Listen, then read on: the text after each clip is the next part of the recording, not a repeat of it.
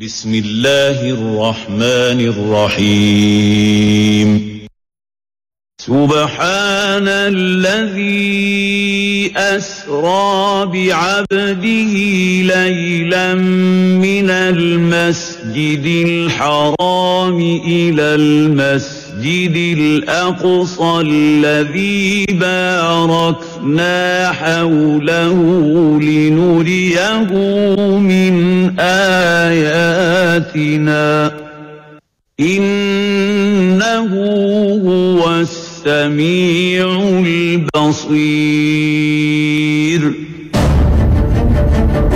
Yerusalem dan wilayah sekitarnya, tempat di mana terdapat Baitul Maqdis, bukan tempat biasa. Negeri ini merupakan salah satu yang diistimewakan oleh Allah dan Rasulullah Sallallahu Alaihi Wasallam.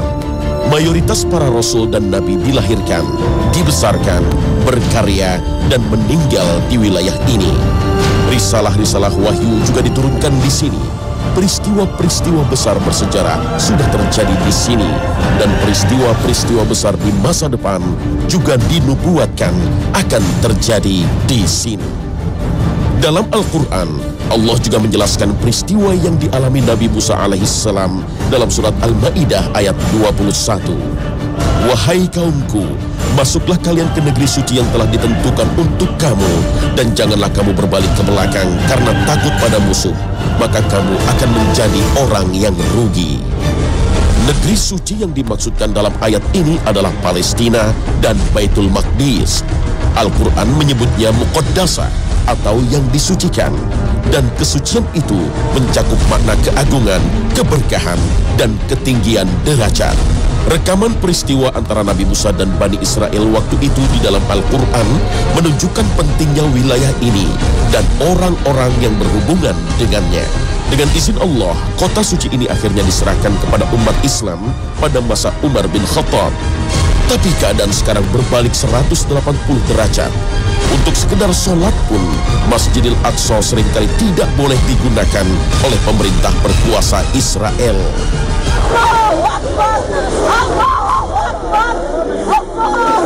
Bagaimana bisa keadaan berbalik seperti ini?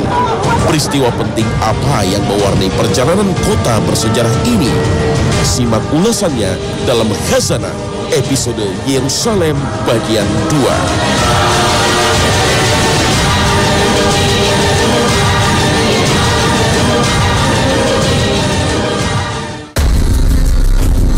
Assalamualaikum warahmatullahi wabarakatuh. Selamat pagi pemirsa Trans 7. Khazanah, ensiklopedia Islam dunia, pagi ini kembali hadir ke hadapan Anda untuk memberi sajian informasi bermanfaat yang insya Allah dapat meningkatkan kualitas keimanan kita. Semenjak ditaklukkan umat Islam pada masa Khalifah Umar bin Khattab sampai pertengahan abad ke-11, Yerusalem dan sekitarnya merupakan kawasan yang aman dan damai. Orang-orang Yahudi, Nasrani, dan Islam dapat hidup berdampingan dan melaksanakan kepercayaan masing-masing tanpa suatu gangguan apapun. Dapat dikatakan selama sejarah panjangnya belum pernah Yerusalem merasakan keamanan, kedamaian seperti yang dirasakan ketika kota ini dikuasai umat Islam. Keadaan ini menjadi sedikit berubah ketika para penguasa Eropa mulai khawatir dengan perkembangan umat Islam. Kekuatan bersenjata kaum muslim Turki Saljuk di Asia Kecil berhasil memberikan tekanan yang kuat kepada kekuasaan Kekaisaran Bizantium yang beragama Kristen Ortodoks. Alexius pertama, Raja Kristen di Asia Kecil, segera meminta tolong kepada Paus Urbanus II untuk menghentikan penaklukan demi penaklukan umat Islam yang mulai mencemaskan mereka. Sebuah kejadian di Yerusalem ikut memicu memanasnya hubungan Eropa dan Islam. Adalah ketika raja dari dinasti Fatimiyah Al-Hakim Biamrallah memerintahkan penghancuran gereja makam suci pada tahun 1009. Meskipun kemudian gereja tersebut diizinkan untuk dibangun kembali, tapi hal ini memunculkan informasi di barat tentang kekejaman kaum muslimin terhadap para peziarah Kristen yang sebetulnya ini merupakan propaganda Raja Eropa untuk memprovokasi orang-orang Kristen untuk bergabung menjadi tentara salib. Paus Urbanus II yang mewakili tahta suci Roma mengumpulkan tokoh-tokoh Kristen pada 26 November 1095 di Clermont, Prancis. Dalam pidatonya di Clermont, Sang Paus memerintahkan kepada umat Kristiani agar mengangkat senjata melawan umat Islam. Paus juga mengirim surat ke semua raja di seluruh Eropa untuk bergabung. Mereka dijanjikan kejayaan, kesejahteraan, emas, dan tanah di Palestina. Paus juga meyakinkan para pengikutnya bahwa yang mereka jalankan adalah misi suci membela tanah suci, tempat Yesus dilahirkan. Paus Urbanus II juga menjanjikan ampunan atas segala dosa bagi mereka yang bersedia bergabung dalam peperangan ini. Dari pertemuan di Clermont tersebut, ditetapkan juga bahwa mereka akan berperang dengan memakai salib di pundak dan baju. Dari sinilah bermula sebutan Perang Salib. Mobilisasi oleh Paus Urbanus II ini menghasilkan sekitar 150.000 prajurit, para pemuda, bangsawan, petani, kaya dan miskin memenuhi panggilan Paus. Kebanyakan pasukan salib ini berasal dari Perancis dan Jerman. Mereka dikomandani oleh Godfrey dan Raymond dari Perancis. Rombongan besar ini akhirnya sampai di Baitul Maqdis pada tahun 1099. Mereka menaklukkannya dan melakukan pembantaian kejam yang pernah dicatat sejarah manusia. Kota ini akhirnya dijadikan ibu kota kerajaan Katolik yang terbentang dari Palestina hingga Antioquia. Inilah bagian dari episode sejarah kelam umat Islam yang saat itu dilanda perpecahan dan dilalaikan oleh kemegahan dunia, sehingga mereka dengan mudah dikalahkan oleh lawan-lawannya. Akhirnya, selama 88 tahun sejak hari kelam itu, kota suci Yerusalem berada dalam genggaman pasukan salib. Sampai kemudian muncullah seorang pahlawan Islam, sang pembebas Masjidil Aqsa, Salahuddin Al-Ayyubi. Salahuddin bersama para ulama berhasil memotivasi dan menaikkan moral kaum muslimin, sehingga terkumpullah pasukan tangguh yang terdiri atas para pemuda dari berbagai negeri Islam. Pasukan ini kemudian berperang melawan pasukan salib di wilayah Hittin dan berhasil meraih kemenangan gemilang. Kemenangan di Perang Hittin ini membuka jalan ke Yerusalem, yang kemudian akhirnya dibebaskan oleh Salahuddin pada tahun 1187 tanpa pertumpahan darah setetes pun. Dan pada saat merebut kembali Yerusalem inilah Salahuddin Al-Ayyubi memperlihatkan keluhuran akhlak Islam. Ketika memasuki Yerusalem, tak ada satu nyawa orang Kristen pun yang melayang. Pasukan salib yang diperintahkan untuk meninggalkan Yerusalem hanya diminta membayar tebusan dan dibiarkan meninggalkan Yerusalem dengan aman. Bahkan tak sedikit pun dari mereka karena tidak mampu membayar tebusan, akhirnya dilepaskan dengan cuma-cuma. Sementara penduduk asli tetap diberi keleluasaan tinggal di Yerusalem. Sementara di Eropa, raja-raja Eropa masih terus memobilisasi tentaranya untuk menyebarkan pengaruhnya dan mencaplok negeri-negeri Islam di sepanjang Afrika Barat dan pesisir Laut Tengah. Akan tetapi upaya ini tidak pernah berhasil merebut kembali Yerusalem dari tangan kaum muslimin. Selama 8 abad berikutnya dengan segala perkembangan dan pergantian kekuasaan di internal umat Islam, Palestina tetap berada di bawah kendali kaum muslimin. Sampai kemudian datang masa kelam kolonialisme modern, di mana Yahudi kembali mentarget Yerusalem dan sekitarnya. Dan untuk tujuan ini, mereka membentuk sebuah gerakan yang bernama Zionisme.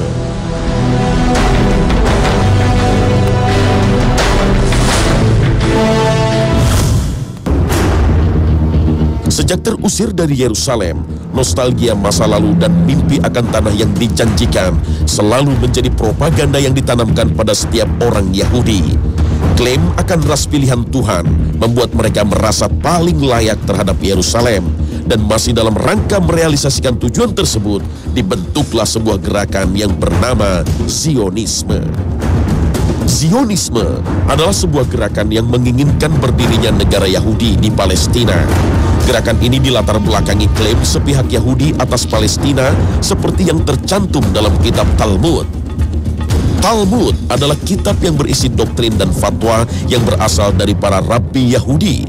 Mereka menganggap kedudukannya lebih tinggi dari Taurat. Sejatinya Talmud merupakan penyimpangan nyata dari Taurat.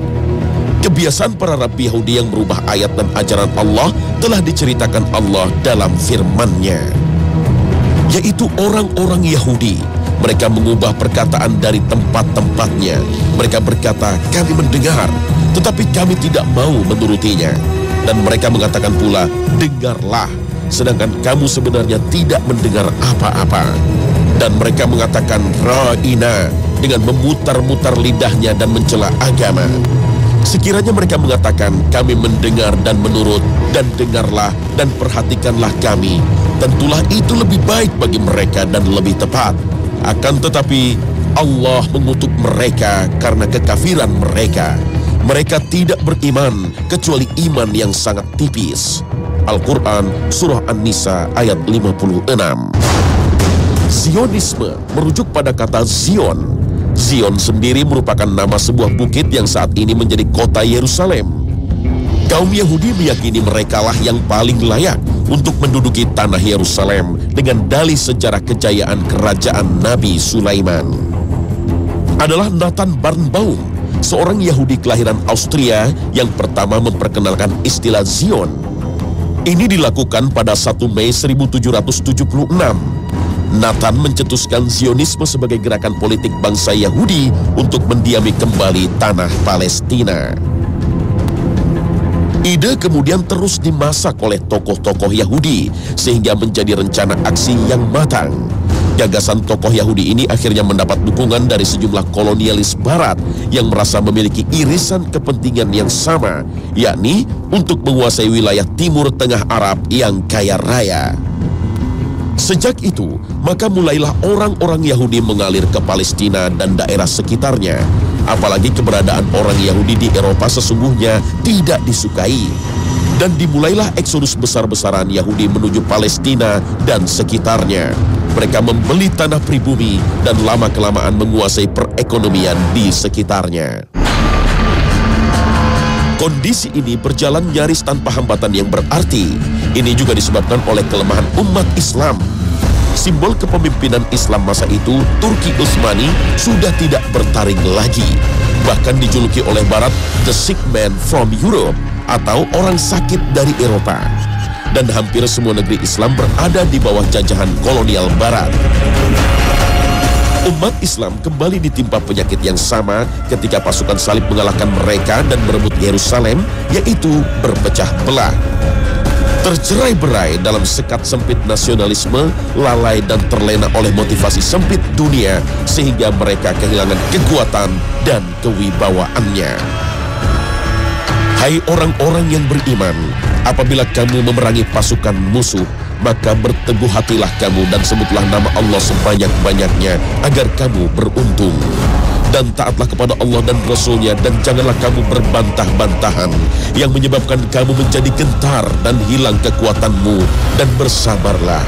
Sesungguhnya Allah beserta orang-orang yang sabar. Al-Quran Surah Al-Anfal ayat 45 hingga 46.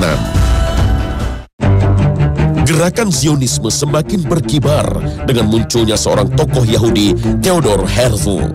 Herzl merupakan seorang wartawan keturunan Yahudi Austria. Ia menerbitkan buku Der Judenstaat atau Negara Yahudi pada tahun 1896.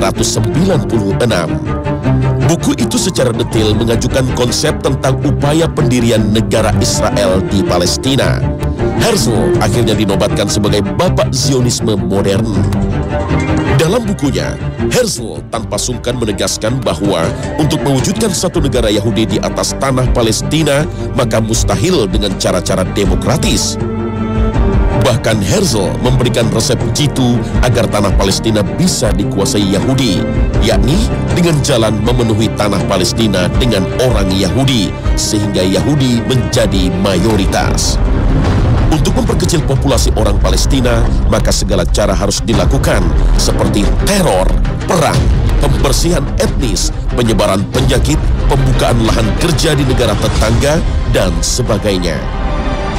Agar segala yang dilakukan gerakan Zionisme bisa diterima oleh dunia internasional, maka tokoh-tokoh Yahudi seluruh dunia harus bisa memaksa dunia internasional untuk mensahkan satu undang-undang yang melegitimasi eksistensi Yahudi di Palestina. Gerakan ini mengadakan kampanye ke seluruh dunia.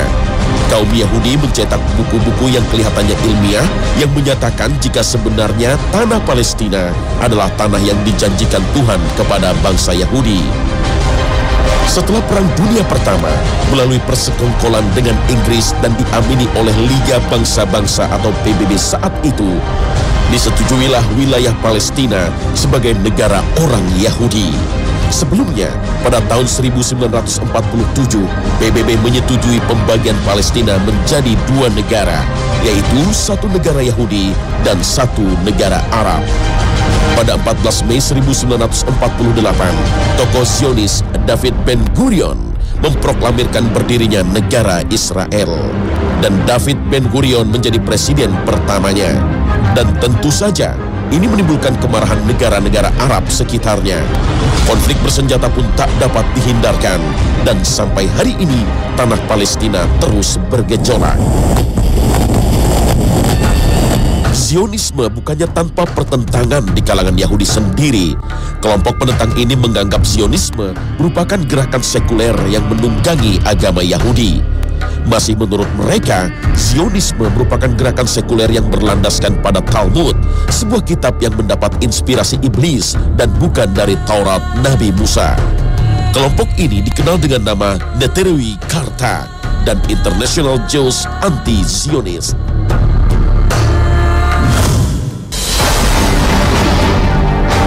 Deklarasi kemerdekaan Israel tahun 1948 tentu saja tidak berjalan mulus. Satu hari setelahnya, Israel langsung diserbu oleh tentara dari Lebanon, Suriah, Yordania, Mesir, Irak, dan negara Arab lainnya. Tetapi Israel bisa memenangkan peperangan ini dan malah merebut sekitar 70% dari wilayah mandat Britania Raya di Palestina. Palestina pun terpecah belah dan dikuasai oleh beberapa negara. Yordania menguasai tepi barat, Mesir menguasai jalur Gaza, serta Israel mencaplok wilayah Galilea. Perang ini menyebabkan banyak kaum Palestina mengungsi dari daerah Israel.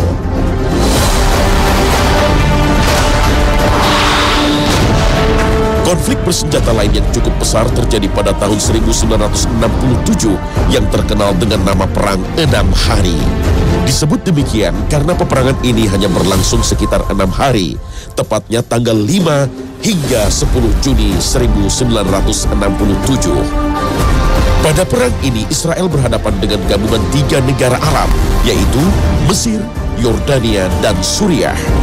Perang ini dimenangkan oleh Israel yang menyebabkan bertambah luasnya wilayah negara Yahudi ini, sementara wilayah negara-negara Arab tetangganya menyusut. Israel berhasil merebut Yerusalem Timur, jalur Gaza, semenanjung Sinai, tepi barat, dan dataran tinggi Golan. Sementara itu Mesir dan Suriah menuding kemenangan Israel ini tidak bisa dilepaskan dari bantuan yang diberikan oleh Amerika dan Inggris. Perang yang cukup hebat kembali terjadi pada bulan Oktober 1973. Pada perang ini Israel kembali berhadapan dengan Mesir dan Suriah. Dalam peperangan tersebut, Mesir dan Suriah juga mendapat bantuan personil militer dari negara-negara Arab sekutunya, seperti Irak, Yordania, Aljazair, Tunisia, dan Libya. Perang Yom Kippur juga kerap disebut-sebut sebagai salah satu fase paling kritis dalam Perang Dingin. Karena adanya ancaman intervensi langsung dari Uni Soviet yang memihak negara-negara Arab untuk menekan Amerika Serikat yang selama ini berada di belakang Israel, sehingga memunculkan kemungkinan akan meletusnya perang antara dua negara adidaya saat itu. Nama Yom Kippur sendiri diambil dari nama hari suci dari umat Yahudi, dan memang pada hari itulah perang ini dimulai. Menariknya, bukan hanya kaum Yahudi Israel yang sedang berpuasa pada hari itu. Para personil militer negara-negara Arab yang beragama Islam juga melaksanakan puasa, karena tanggal tersebut juga bertepatan dengan bulan Ramadan, sehingga perang tersebut juga dikenal dengan nama lain, Perang Ramadan.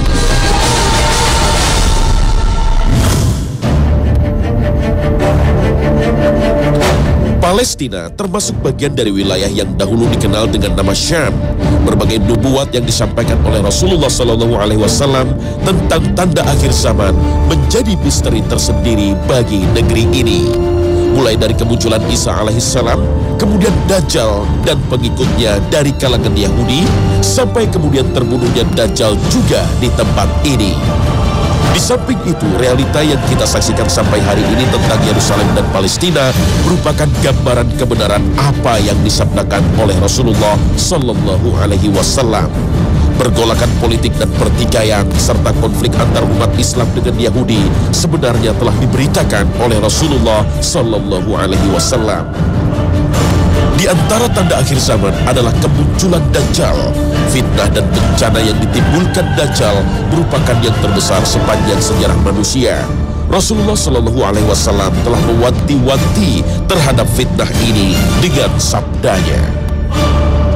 Sejak diciptakannya Adam, tidak ada fitnah dan bencana yang lebih besar dari yang ditimbulkan oleh Dajjal. Hadis riwayat Muslim. Yahudi dengan segala sejarah kelamnya ternyata merupakan rangkaian dari pelengkap fitnah Dajjal ini. Merekalah yang kemudian menjadi pengikut Dajjal. Dalam sebuah hadis, Rasulullah bersabda, Dajjal akan diikuti 70.000 Yahudi dari Isfahan mengenakan selendang Persia. Hadis riwayat Muslim. Sebuah studi yang dilakukan oleh sejumlah orang Yahudi sendiri, termasuk kajian seorang penulis terkenal, A. Questler, dalam bukunya The 13th Tribal, The Khazar Empire and Its Heritage, menunjukkan bahwa mayoritas yang menentukan Yahudi zaman sekarang ini, termasuk Zionisme, bukanlah dari keturunan Bani Israel yang dulu pernah hidup di Palestina. Bahwa mayoritas Yahudi sekarang ini, mereka dari keturunan Yahudi Khazar. Mereka aslinya dari kabilah Tartar kuno yang hidup di kawasan Kaukasus, yang pada abad ke-6 Masehi mereka mendirikan kerajaan sendiri di wilayah barat laut dari Laut Kaspia. Dan Laut Kaspia merupakan bagian dari wilayah Isfahan Persia, yang di dalam hadis tadi dikatakan dari sanalah Yahudi pengikut Dajjal akan muncul.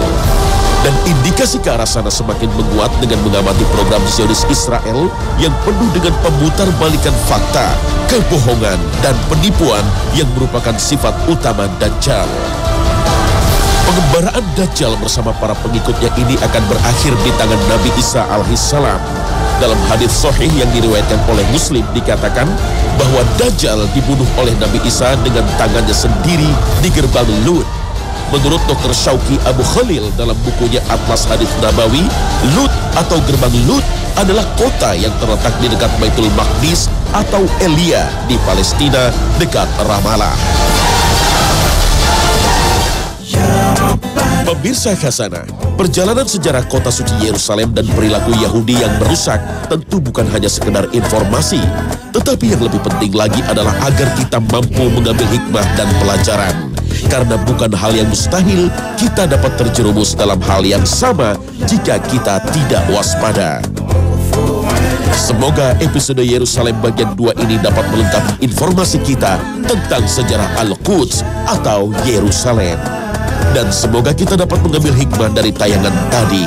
Amin ya Rabbal Alamin. Terima kasih atas perhatian Anda dan wassalamualaikum warahmatullahi wabarakatuh. ارحمنا يا ربنا